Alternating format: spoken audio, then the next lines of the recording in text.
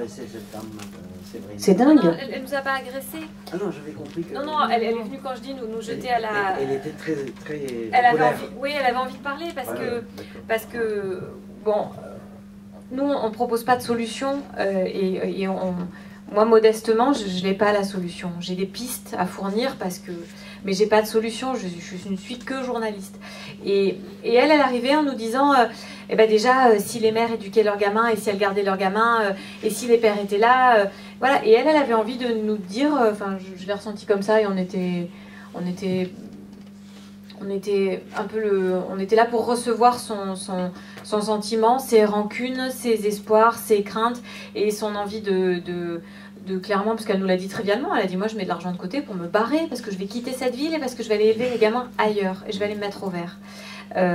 Et je la comprends 1000 fois parce que moi j'ai pas envie d'élever mes enfants dans les quartiers à Marseille parce que même avec la meilleure volonté du monde, vous avez quand même la trouille qu'un jour la rue vienne vous voler vos gamins si vous les laissez un peu trop traîner. Et les laisser traîner, c'est les laisser aller à l'école. C'est-à-dire que on a des mères de famille qui nous ont expliqué comment dans votre propre immeuble, là où vous payez votre loyer, et à partir du moment où vous avez quand même le sentiment d'une certaine légitimité à entrer et sortir, enfin, ne serait-ce que c'est la liberté d'aller et de venir, elle est inscrite dans le quotidien de chacun d'entre nous.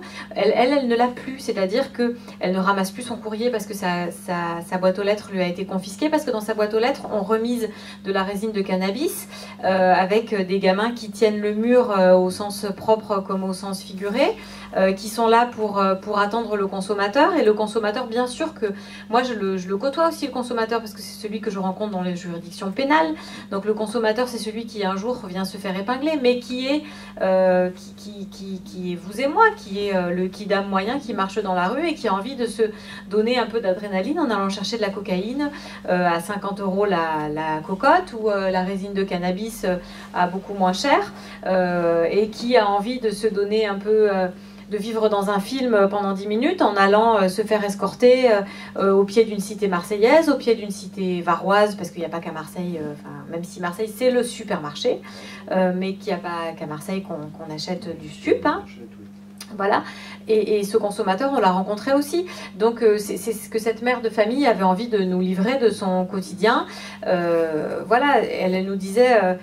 et c'était touchant, elle nous disait j'ai envie de l'acheter votre livre, mais aujourd'hui j'ai pas les sous dans mon porte-monnaie parce que j'ai 3 enfants et que là je viens acheter d'autres choses, mais j'ai envie de l'acheter votre bouquin, mais là j'ai pas prévu le budget dans mon porte-monnaie, et de nous sortir concrètement son porte-monnaie comme si on en venait à douter que son quotidien il est ric-rac et qu'il faut qu'elle fasse des choix et qu'il y a Noël qui arrive et que forcément ça nous fout nous aussi en rogne de voir les sommes qui transitent dans le procès Andrieux, dans l'affaire Guérini, dans tous ces dossiers qu'on côtoie, nous, à travers des enquêtes qu'on suit, et de voir cette mère de famille qui, elle, vit avec des bouts de chandelle et essaie de tirer à gauche et à droite pour voir comment elle va pouvoir acheter des cadeaux de Noël à ses 3 gamins qui, au demeurant, et ça, on s'est fait la remarque, sont des enfants très bien élevés, qui nous ont posé des questions où les mots étaient à leur place dans chaque phrase, qui nous ont dit bonjour, qui nous ont dit merci à la fin de chaque réponse qu'on avait voulu leur donner, et qui nous ont dit au revoir monsieur et au revoir madame en partant. Voilà, c'était le truc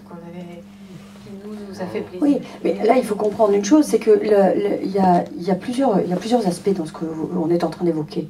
La première chose, c'est qu'il y a une responsabilité des politiques. Il faut parler de responsabilité maintenant, parce que si on aborde simplement les sujets en évoquant un ensemble de choses qui se produisent, vous êtes le journaliste, donc entre guillemets le chroniqueur ou la chroniqueuse, et vous relatez des faits, ce qui est tout à fait légitime, et heureusement, comme ça, nous sommes au courant. D'un autre côté, bon, il y a cette affaire-là, mais quand on voit qu'il y a des gens qui, à un moment donné, pourrissent ou laissent pourrir des quartiers, pour que la conséquence ce soit que les travaux d'entretien n'ont jamais pu être réalisés. Forcément, tout se délabre, ça devient invivable, donc on n'entretient plus. Et les appartements sont à bout de souffle, donc certains abandonnés. Et qu'ils ont été revendus à la barre des tribunaux 10 000 € ou 15 000 €. Alors attendez, ça aussi c'est scandaleux pour le citoyen lambda. Moi, si je veux m'acheter un appartement, il va falloir que je paye, et que je paye le prix fort. Donc quelque part, il y a plein de choses qui sont dérangeantes dans tout ça. La responsabilité des politiques, la responsabilité de tous ceux qui contribuent à ce que ce genre de choses puisse avoir lieu, du plus grand au plus petit, il y en a beaucoup. Après, bien évidemment, il y a la responsabilité des parents qui laissent traîner leurs enfants. Bien entendu, ça met en péril ceux qui ne veulent pas les laisser traîner, mais qui peuvent se laisser embarquer, on est bien d'accord. Il y a une forme d'impuissance par rapport à tout ça. Et puis il y a une révolte aussi du citoyen. À un moment donné, on évoque là les sommes d'argent dont il est question, mais moi je vais vous dire, sans même penser à les dealer, ça me révolte qu'on puisse magouiller sur de l'argent comme ça, distribuer l'argent à tort et à travers de mes impôts, parce qu'on parle des gens qui sont dans les cités, qui n'ont pas beaucoup d'argent, mais je peux vous garantir qu'aujourd'hui il y a beaucoup de gens qui ont des difficultés à finir leur fin de mois, quand ils ont payé leurs impôts, leur loyer, leur nourriture, les études des gamins et l'habillement, ben, ils sont en grosse difficulté. Donc on a quand même en France aujourd'hui on va dire une imposition remarquable, hein. On a tout ce qu'il faut au niveau des impôts, et on a une décadence, et en même temps une montée en puissance de la violence, avec, on a l'impression, un état de droit dans l'état de droit, et des endroits où il y a une sorte d'impunité. Les gens le perçoivent comme ça. Alors, on vous donnera, je pense, la parole après. Oui. Mais sur cet aspect de la responsabilité politique, je pense qu'il ne faut pas verser non plus dans la simplification et l'ellipse nécessairement, parce que de mon point de vue, il s'agit aussi d'une responsabilité collective.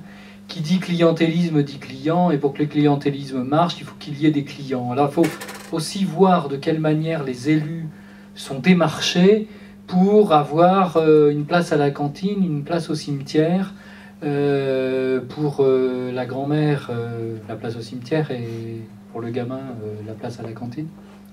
Bon, ça peut être l'inverse. Voilà, donc il y a une responsabilité collective, et je ne vais pas vous reparler de ces affaires où des élus condamnés ont été, une fois leur peine accomplie, réélus brillamment par les mêmes électeurs qui viennent dire c'est de la faute des politiques. Donc, alors, ça n'est absolument pas pour exonérer les politiques, mais je crois que le citoyen n'a pas à s'exonérer de sa propre responsabilité en se déchargeant sur le politique. Et on sait que quand on se décharge sur le politique, on se décharge très vite sur l'institution, sur ce qu'elle représente, sur ses incarnations et sur les corps de la société. Voilà, donc je pense que c'est plus complexe, et s'il y a des affaires exemplaires comme l'affaire Andrieux qui est là, dont on parle dans le livre, l'affaire Guérini et consorts, qui est à mon avis beaucoup plus grave dans son importance. L'affaire Andrieux est symbolique, elle porte sur 600 000 euros. Alors évidemment, 600 000 euros, c'est quelques mois et quelques années de SMIC, mais c'est 15 jours de travail d'un bon chouf et d'un bon charbonneur, comprenez un bon guetteur et un bon vendeur de stupes dans une cité HLM un peu blême.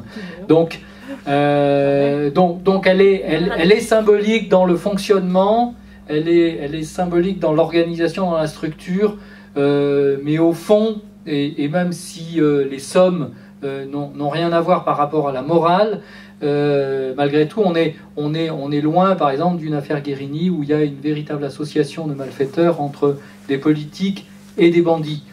Chez Andrieux, c'est pas le cas. Il y a une confusion, mais on n'est pas à la même échelle. Il y a des petites mains, alors que dans le dossier Guérini, on a vraiment les parrains.